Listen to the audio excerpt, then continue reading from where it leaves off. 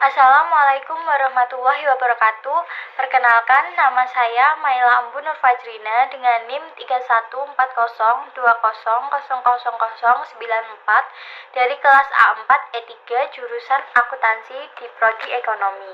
Saya di sini untuk menyelesaikan tugas mata kuliah Peradaban Islam dengan tema faktor-faktor kemajuan dan kemunduran peradaban negeri Sabah.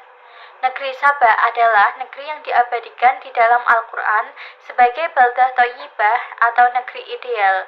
Ia memiliki berbagai nikmat yang melimpah, tanah yang subur, perekonomian yang baik, dan pemimpin yang bijaksana. Ketersediaan sumber daya alam yang melimpah diolah dengan sumber daya manusia yang memadai, menjadikan negeri Sabah sebagai negeri idaman dan diabadikan oleh Allah Subhanahu wa Ta'ala sebagai baldah thayyibah warab ghafur. Awalnya, kerajaan Sabah dikenal dengan dinasti Mu'inah, sedangkan raja-raja mereka dijuluki sebagai Mukrib Sabah.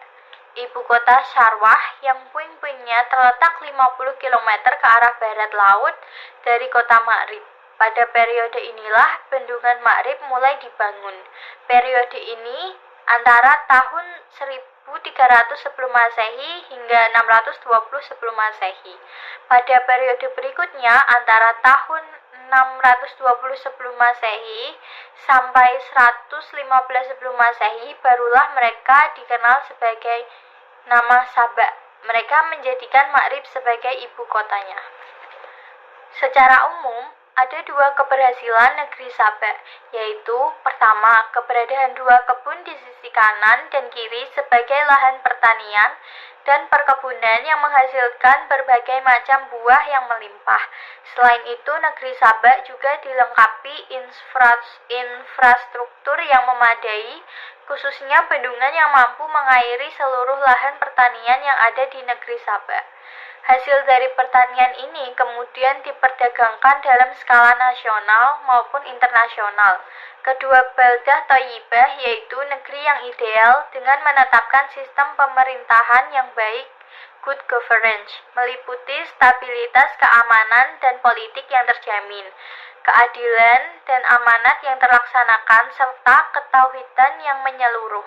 Selain sistem pemerintahan yang baik, juga dipimpin oleh Ratu Balkis yang menerapkan pola-pola kepemimpinan yang ideal seperti kebijaksanaan dan demokratis, sangat memperhatikan kesejahteraan dan ketentraman rakyatnya, menyukai diplomasi dan perdamaian serta kecerdasan yang disertai kekuatan mental. Adapun bentuk kehancuran negeri Sabah berupa banjir yang besar dan tanaman tergantikan. Banjir yang besar diakibatkan oleh runtuhnya bendungan Ma'rib sebagai penampungan air pada masa itu, sehingga lahan pertanian tak dapat lagi menghasilkan tanaman yang bermanfaat, bahkan sebaliknya menghasilkan pepohonan yang berduri dan berbuah pahit serta tidak memiliki nilai jual.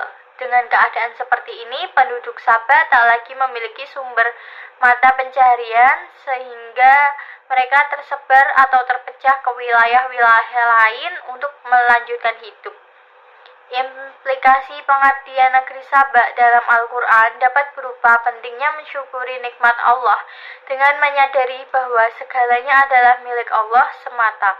Tugas manusia hanya merawat, memberi nikmat tersebut agar dapat terus bertahan seperti bendungan yang pernah ada pada negeri Sabah.